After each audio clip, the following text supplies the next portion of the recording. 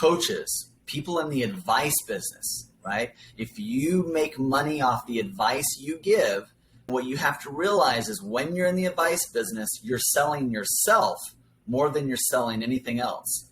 And today we're really going to talk about how do you sell yourself? How do you answer the question, why you? We're going to talk about what it means to be an authority, what it means to be a celebrity expert. And right now, nowadays, more than ever, coaches, they've got to be published authors. They got to be featured in the media. They got to get out and speak. They got to win awards. They got to get testimonials, right? They got to do all these things, get endorsements so that they can separate themselves from everybody else. So, tune in, listen carefully, because this is going to be how to go to the next level and be that celebrity expert coach. Hello, everybody, and welcome to the Coach Tribe podcast. Today, we have a very special edition.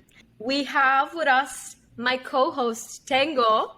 You usually see us doing separate episodes, interviewing different people, but never together. This is the first time, and we're doing this with a very, very special guest. We have with us today David, former CEO of Guerilla Marketing, which sold over 23 million books in 62 languages all over the world. He is the former owner of LCO Communications, a Beverly Hills PR firm, which has represented 58 Academy Award winners, 34 Grammy Winners, and 43 New York Times bestsellers. Right now, David makes business people celebrities and celebrities business people. So this episode is really a special one, and I hope you're all ready for what we have prepared for you. David, warm welcome. How are you? I'm great. You look a little cozy over there. Look, that set looks a little tight. I think I have a little more space than you two. Maybe a little bit. We've got to fit in the reels. You know how show business is. We've got to do it for the fans. All right, I like it. Maria and Tango, let's go. I'm excited.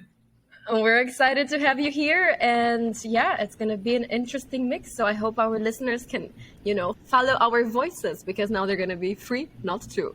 Now, my first question to you, David, is why should listeners, which are mostly coaches, listen to this episode? What will they get out of it? Maria, if we do this right, the reason why they would want to listen to this is because nowadays, coaches, people in the advice business, right? If you make money off the advice you give, then you're in the advice business. And what you have to realize is when you're in the advice business, you're selling yourself more than you're selling anything else. And today we're really going to talk about how do you sell yourself? How do you answer the question, why you? We're going to talk about what it means to be an authority, what it means to be a celebrity expert.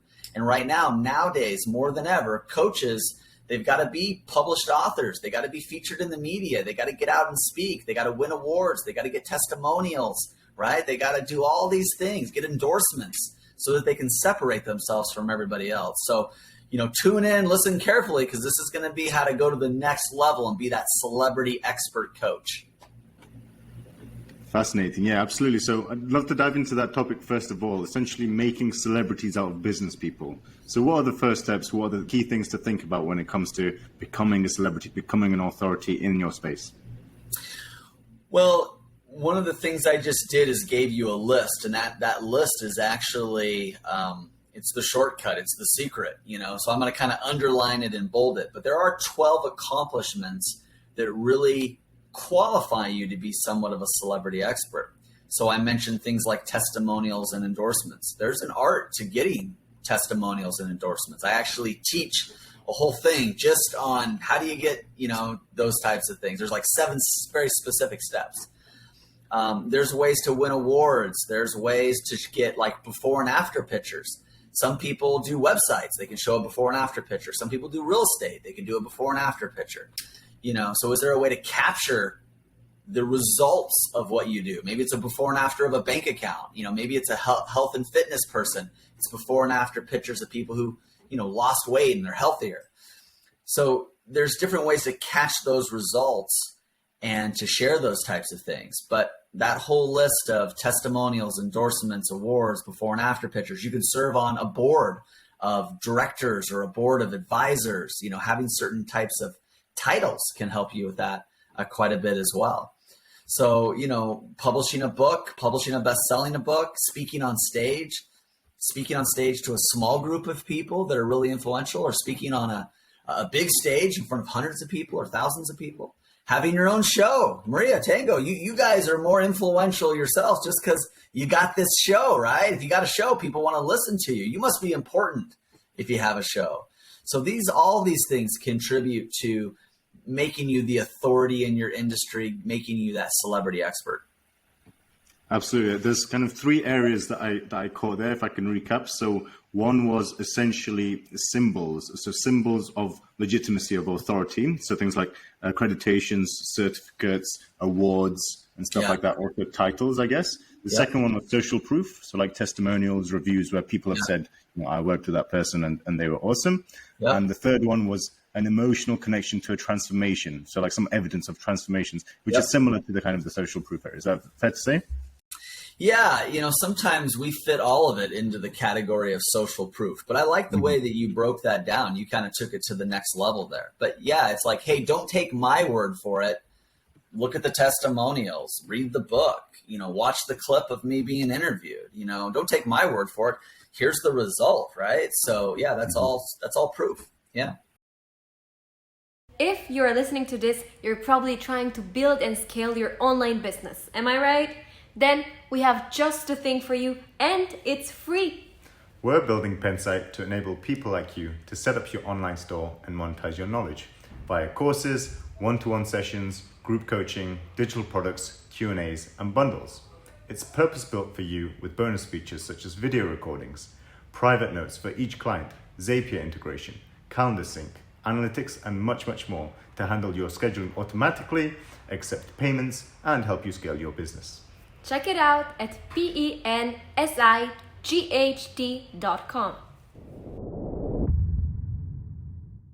And one thing you've done extremely successfully is, of course, publish and sell your books. I mean, 23 million copies is a crazy achievement. Let me jump in on that. I have co-authors, and I'm a part of a big brand. I got to sort of ride the coattails of a guy named J. Conrad Levinson, who's the father of guerrilla marketing. I got to be the CEO of Guerilla Marketing. He's a mentor. I got to co-author books with him. So it's between me and him together. And, there's guerrilla marketing for dentists and guerrilla marketing for real estate and guerrilla marketing for women. And, so it's a whole series like Chicken Soup for the Soul or something like that. Awesome. So, I can't take credit for all those book sales for sure. Of course. But I think within that as well is an interesting point there that you can essentially form a team and a partnership around an idea. And so again, like maybe if you can go into how did that form and what would be some tips for finding the right team to work with? Yeah. Well, we call that guilt by association, right? Careful. If you hang out with me long enough, you just might end up being more successful than you ever imagined, right? I have definitely positioned myself with mentors. I'm a big believer in mentors. I've positioned myself with really successful people where I could be in the same books with them. I could share the same stage with them. I could be on the same show with them, right? Because there is that expression. It's a little bit overused, but it's very true. And I'll kind of say it in my own way. And that is, we're the average success of the 5 closest people in our lives, right? So, maybe it's 10, maybe it's 7, but it's the people that, we really spend the most time with. So if you want to find yourself in a lot of promising situations with opportunities, then yeah, you want to hang out with really good people. And I'll wrap it up by just telling you one other thing. There's a good definition for success. It's very basic, but it's when preparation meets opportunity, then you have success. But you have to know what to prepare for, and you have to know what opportunities to choose. But being around really wildly successful people, it can help with both that preparedness and those opportunities.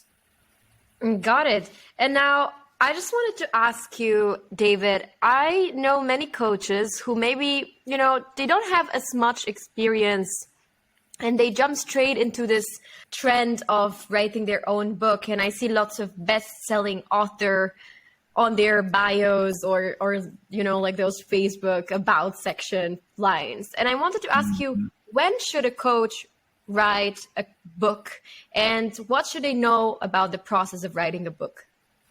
Wow. We could spend hours and days on that. I mean, I have courses that are 20, 30, 40 hours long answering those questions. Well, first, I would tell you this. For the most part, you really shouldn't write a book until you have a working business model or what we call proof of concept. Now, that being said, you know, a book could be a bucket list item for you. It could be just a fun thing for you. You might feel inspired, whatever power in the universe you listen to, you just might feel like you need to write a book. But if you're trying to figure out as a business owner, as a coach, when you should write a book, well, that really should be more working business model proof of concept. There's 3 things that you want to have that show you that you have a working business model and proof of concept. So 1, you got to have a product or service to sell, because you're not going to make a lot of money selling books. So 1, you got to have a product or service to sell. 2, you need to be making money from that product or service. You're actively selling it and you're making money. And then 3, people should be so happy with that product or service that you're selling that they're giving you testimonials and they're referring you people. If you've got those 3 things, you've got a working business model, you've got proof of concept, go write a book so you can get even more people into that funnel, into that business. That's how the business will benefit from a book, is creating more eyeballs, creating more fans, creating more believers. If you don't really have a way to monetize that book, you don't have a product or service, or you think you got something, but you're not selling very many of them, or you've sold some of them, but you don't have a lot of happy clients, you haven't really worked out the kinks yet, to go write a book, it's just going to create more opportunities that you may not be able to monetize. So we really want to be able to monetize the book. A book's going to sell for $20, $10, $1 for, you know, an ebook or something like that. You just don't make a lot of money on the book. The book has to be what opens the door. It gets you on stage. It helps you with the interviews. It helps you win over the client. But the client of what? You got to figure that out first. Now, to go into more depth with my question, what are some mistakes that you see these coaches do when they just want to start writing a book? Let's say, you know, they have all they need to get started. Yeah. But, you know, how should they even find their way? What are the things they should know when they want to start writing that book? Okay. So many things. Okay, so let's start with this. Nowadays, it's never been easier to write a book. A ton of people have books. So good is not good enough. There's a lot of people, a lot of us entrepreneurs, we kind of fake it till we make it. Good is good enough. So many people have books now. Unless you can do it better than good, unless you can really take it to the next level, you're just going to be one more person that has a book, right? And probably the number one biggest mistake that can make a book look bad from the beginning is the book cover. You need to have a great book cover with a great book title. Here's a couple books we just did for clients. This is called Women Gone Wild, The Feminine Guide to Fearless Living. This is an anthology book. This is one of the authors there on the back. But you got to have a great looking cover, you know. It needs to really, really look good. This is one of my books. You know, it's big, it's hardback, right? I mean, it looks impressive. So your book can be self-published, but it shouldn't look self-published. Invest in a designer, you know, do some split testing, share it online, get some feedback. You really want the book cover to look good. Another thing I would tell you when you're writing a book is, you know, get some images in there, get some pictures in there. You really want to break it up a little bit. You know, you don't want big black blocks of print, right? People their eyes glaze over after a while. So like some of these pages are just quote pages, you know, they're just kind of cool. They're just designed sort of quote pages. Things are broken up. You can see how it's kind of spread out. You know, there's different imagery. There's different definitions on it. It's really easy to read. You know, you can just really skim this book. A lot of people skim things nowadays. So you want to make your book kind of skimmable. You can have topic headings, subject headings, right? So another thing just to think about, your book doesn't have to be long. People don't read as much anymore. You know, a couple 100-page book is already a pretty long book. Typically you want it to be maybe say 40,000 words, 50,000 words. If you get into a Word doc page and you write 100 Word doc pages, that's like 8.5 by 11 inch wise. That is a book, because a book is 5.5 by 8.5. So it's you know, if you write 100 pages, just double that. That's what your book's going to be. So you already wrote a 200-page book, and then you already have a lot of ancillary pages. So I can get into this probably more than you're going to want me to, but there's all kinds of ancillary pages that goes into books that makes books good. Reading lists, you know, thank yous, dedications, and special. I mean, the list just goes on, you know, testimonials, endorsements, lists from media. I actually even did in the very back of my book, this is some things that we do with other people, I actually did a movie viewing list. So book is meant to be very inspirational. So I put in my top most favorite 44 inspiring movies of all time. Now, when I go to market this, I might just share this list and say, hey, you know, this is my list. Check out the book. Here's another book, another thing, ancillary page about the authors. It's kind of backwards, huh? So anyways, there's lots of ancillary pages that can make your book unique or special. But you really want to think and get outside the box, keep it short, make it look good on the outside. You know, go a little bit extra on it. You want chapters to be shorter, no long chapters. Sometimes people will make a chapter 20, 30, 40, 50 pages. People want to feel like they're moving quick in the book. If you look at a fiction book like a Stephen King or James Patterson fiction books, they'll have a chapter that's a page and a half. They'll have a chapter that's 3 pages. You can be on page 16 and on chapter 9. Like it's moving. You don't want people to feel weighed down. So anyways, I can go on and on. I won't do any more, but there's a few tips for you right there. Awesome. Yeah, I love it. I think you make an excellent point about kind of being aware of the reality of today, of the shorter attention spans, the need for active writing, the need for digestible content, the need for, unfortunately, despite how many times we say you shouldn't judge a book by its cover, everyone still does, right? So you need to put out. Just out of curiosity, I'd love to ask, which is your favorite inspirational film and why? My number one favorite, oh boy.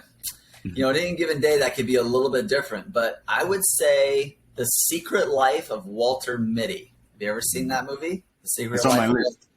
It's on my list. Yeah, you have to check that out. Cinderella Man, Shawshank Redemption, Slumdog Millionaire, Les Miserables, Pursuit of Happiness, A Beautiful Mind. I mean, there's some good ones out there. There's some good ones. Yep, I got the whole list right in here. But you see, you're curious, right? You were curious about that. See, that's what we want to do as writers and speakers. We want to intrigue people. We want to create a certain amount of curiosity. Clickbait, marketing clickbait, it's all about curiosity. If you don't make them want, then people aren't going to move forward. Good marketing makes people want. If you learn nothing else today, learn that.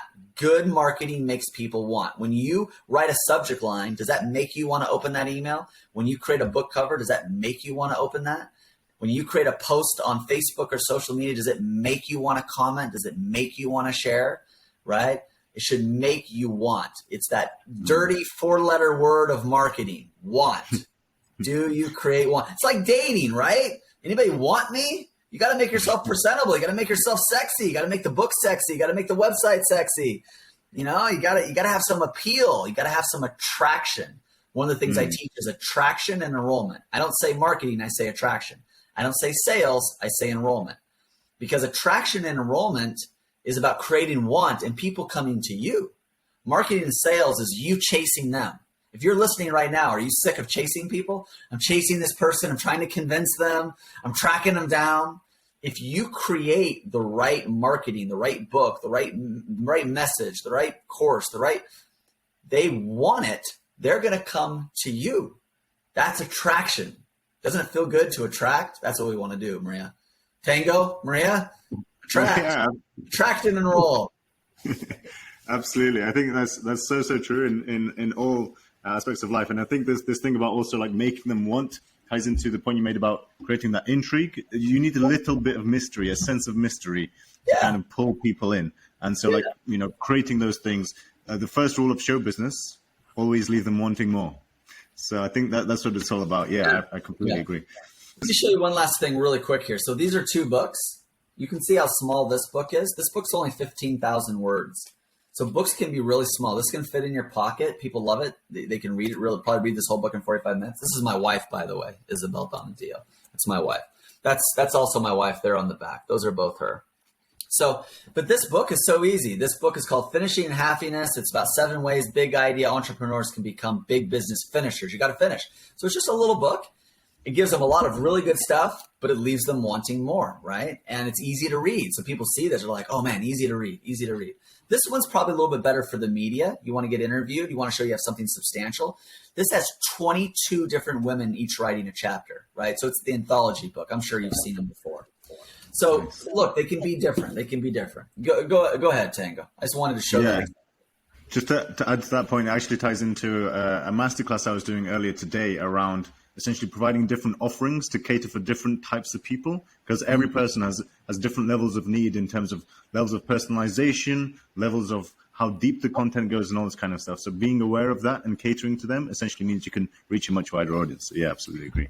Yeah, absolutely. Absolutely. I had a question as well. I wanted to follow up. So you talked about essentially making people celebrities, and I think we've started to touch on how to make celebrities business people. So again, we have more and more creators in this day and age, people on Instagram, TikTok, Facebook with larger and larger followings, and they're thinking, you know, I have a great community. I have people who are interested in what I have to say. I have knowledge that I want to share with them. I want to monetize my community. I want to monetize my knowledge. What's the right way for them to become business people? Yeah, it's a great question. You know, we've worked with everyone from like Paul Stanley of the band Kiss. You ever heard of Kiss? They were a client of ours, Paul Stanley, to the Trans-Siberian Orchestra, so like musicians, you know, actors, actresses. You know, I've got a great picture with my daughter and Eva Mendes, the actress, from an event we were at.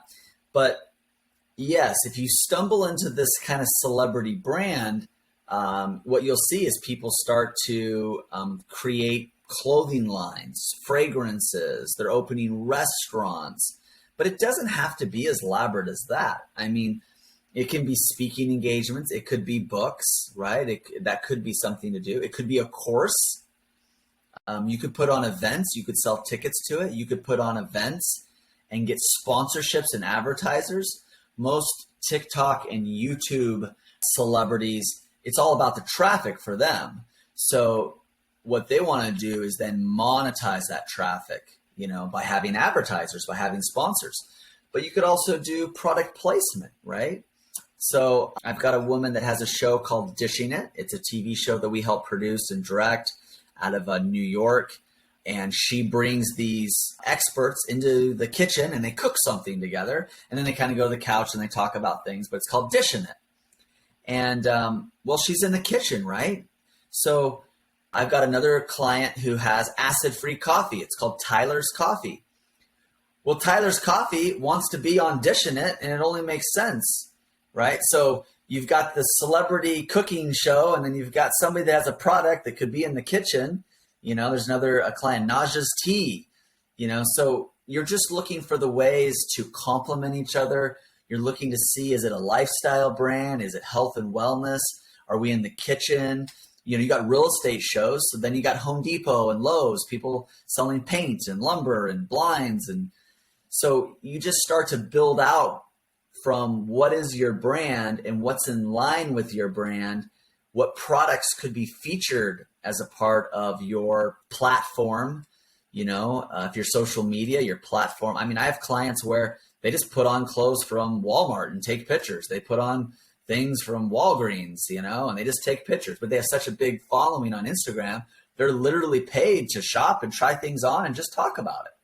I think that's an interesting point about thinking on who and in what ways can you find to complement what you're currently doing and then essentially partner. Yeah, there's so many things, you know, Maria and Tango, you guys have a show here. So you have a studio.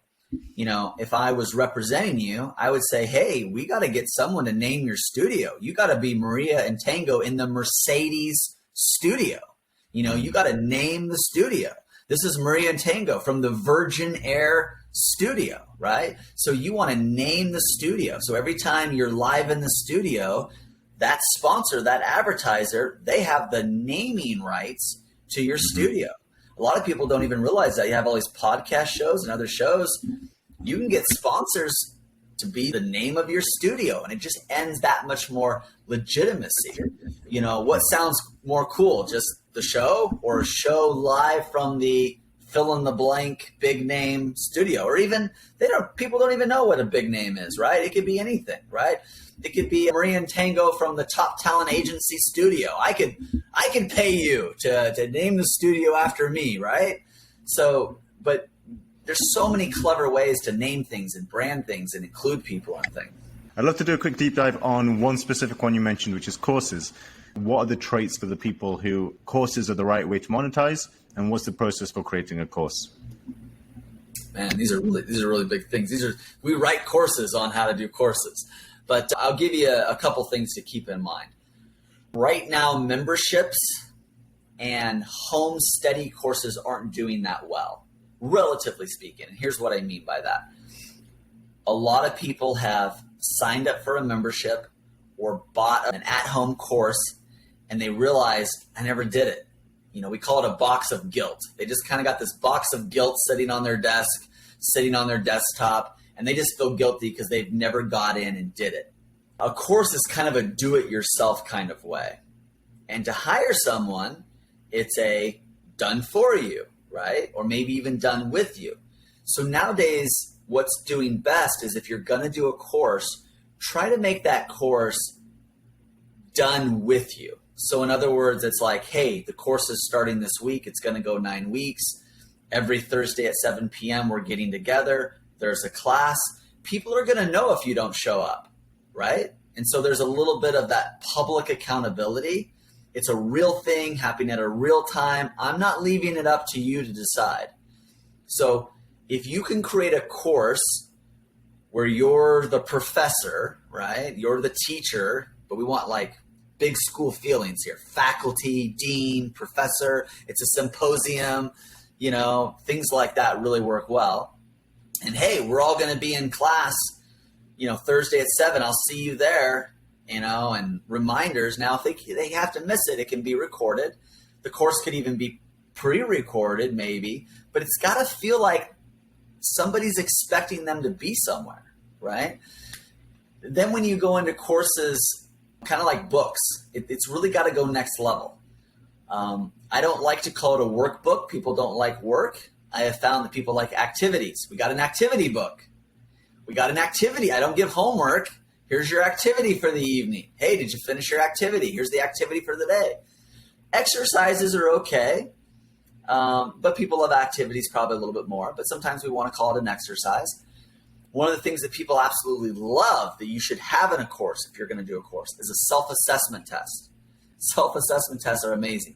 So I have an attraction and enrollment self-assessment test. It's 20 questions. You rate 1 through 5. You get a score at the end. I break down your score of what you need to do. You learn all these things about yourself.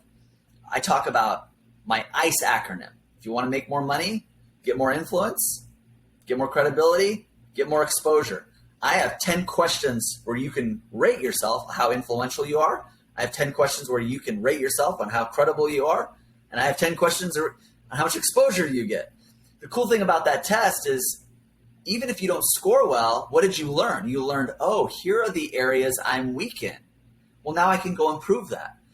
So when you create your course, you want to give them those types of self-assessment tests so they're learning as they're interacting, and then they kind of know what they need to focus on. You want to have courses that have a certain amount of audio or video. It shouldn't just be one. It should be multimedia. If you can make it interactive, if there can be recordings, if there can be tests, if there can be activities. So there's a few things. That's amazing. There's so many great tips. Marie, I just want to add one quick comment, actually. So from our side in Pensight, so we've seen over 1,600 coaches now who use the platform. And what you mentioned definitely rings true. That one thing that works really, really well is a combination of now courses which you can offer through Pensight, combined with essentially group sessions which come together and create a sense of community and a cohort, which then can follow through and you can share that. Yeah, no, that's so important. I tell people nowadays, you really do need something like Pensight. You need the extras. You need the little things.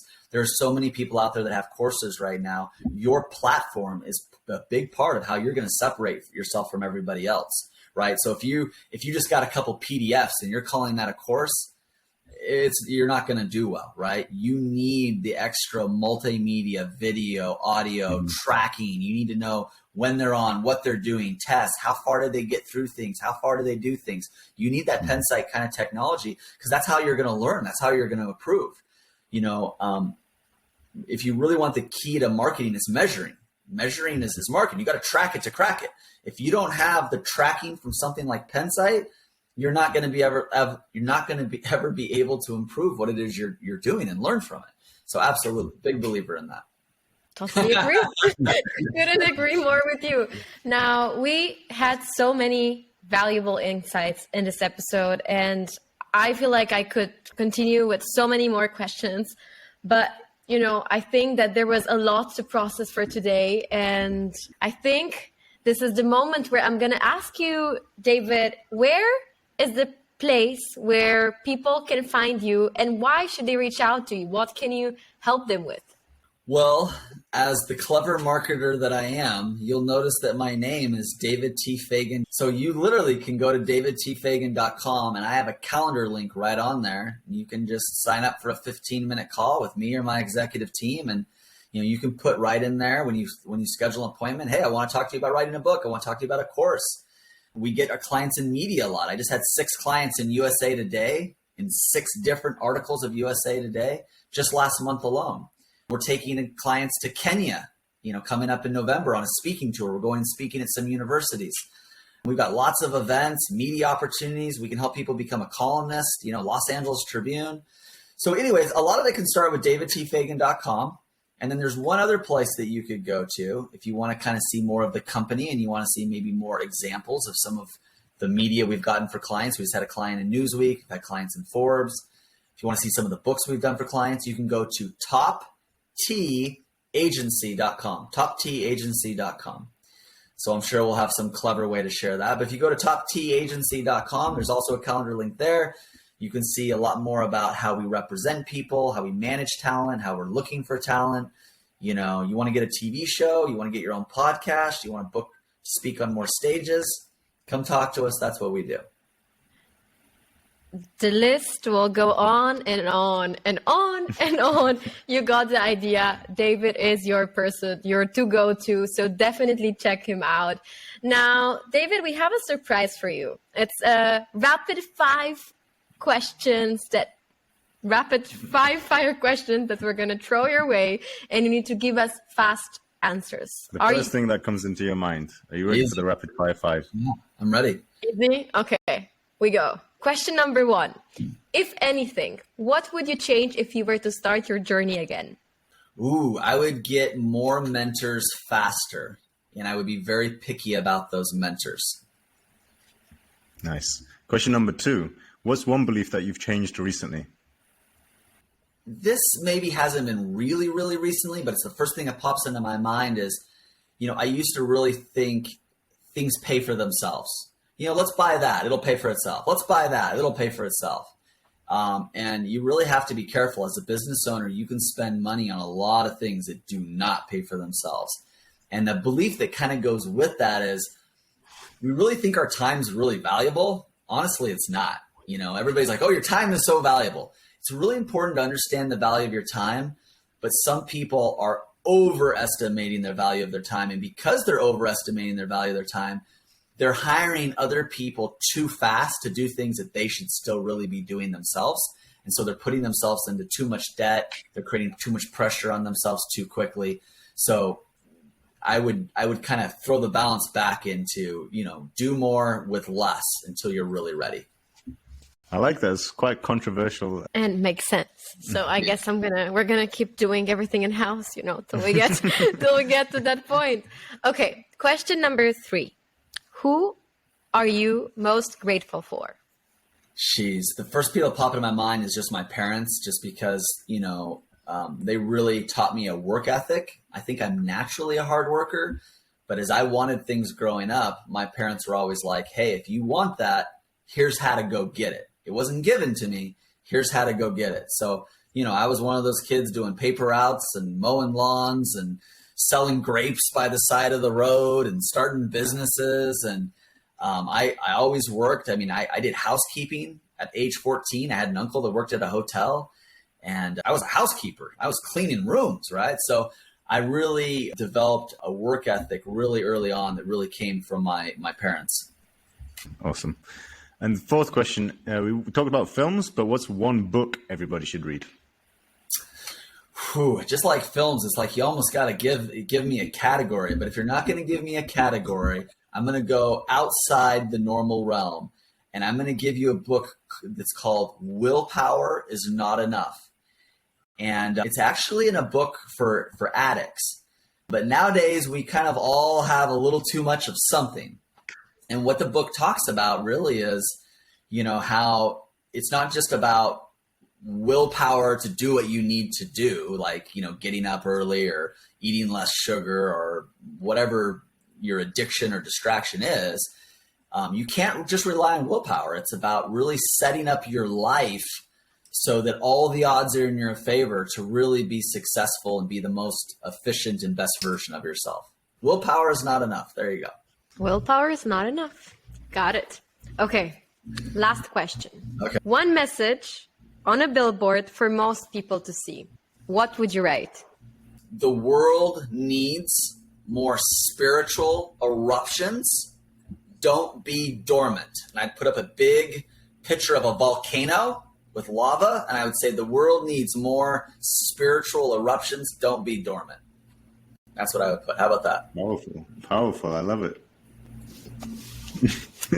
Thank you so much. That was super interesting. I have so many thoughts. I'd love to continue. Actually, your point you made about the time and the value of time, I think is super interesting. I've thought about it very quickly. My thoughts are I think time is extremely valuable, but you're right in that when you're making a decision on whether to delegate or not, you're right in that people delegate certain things too early. And it also depends what's the alternative thing that you could be doing in that time. Yeah. Right. Well, here's really what I mean for that. And I'll make it very specific to coaches very quickly. If I ask a coach, I say, hey, how much do you make an hour? And they'll say, well, I charge a client $500 to be on with me for an hour, or $1,000. So then what they think is my time is worth $500 an hour or $1,000 an hour. That's not true. How long did it take you to get that client? What's all the money that you spent to get that client? So all I'm trying to say is you can't take the end result, right? Yeah. And use that to figure out what your hourly rate is, right? You need to take, hey, I worked 200 hours last month and I made X and it cost me Y, which, so you really got to break it down a little bit more than that. And so what happens is people will work for months and they'll get one client for $3,000, and they got that client by going to one networking meeting. And so they went to that one networking meeting for 2 hours and they made $3,000. And like, hey, I went to one meeting for 2 hours and I made $3,000. So I make, $1,500 an hour. Well, no, how many months did it take for you to find that meeting? And I guess what I'm saying is just be careful how you're figuring out your hourly rate when deciding, do you want to spend money on other things? Yeah. I love that. Well, David, it has been an absolute pleasure to have you with us. And I'm so happy I did this with Tango so we can have the best questions for you. Dear audience, thank you for listening till the end. So if you're interested in anything related to publishing books, public speaking, having your own column in the Forbes, for example, or anything PR related, you know who is your person to go to. And yeah, I would say, any last words from any of you? David? I'm going to give you a free gift. I'm going to give you the book Becoming Significant. There's a digital book to this. There's no opt-in or nothing. I'm going to be a horrible marketer here for a second. You don't have to give me anything. You just go to becomingsignificantbook.com/dig. Okay? becomingsignificantbook.com/dig. And you'll find the complete entire digital flip book version of this book. 100%, no opt-in, you don't have to give me anything, totally 100% free, just as my thank you to Pensight It's a gift from all of us just for being with us here today. How about that? Amazing. Thank you so much, David. Such generosity. Really appreciate it. And we'll make sure it's also in the links on David's Pensight profile. We'll let you know. We'll link everything in the show notes and you can explore it there. Thank you so much for joining us. It's been an absolute pleasure. Thank you. Talk to you soon. Thank you, guys. See you all for the next episode. Have a good one. Hope you enjoyed this episode. We'll be releasing every Wednesday, so make sure to Subscribe and rate us 5 stars where you're listening to this show to give others a chance to discover it too.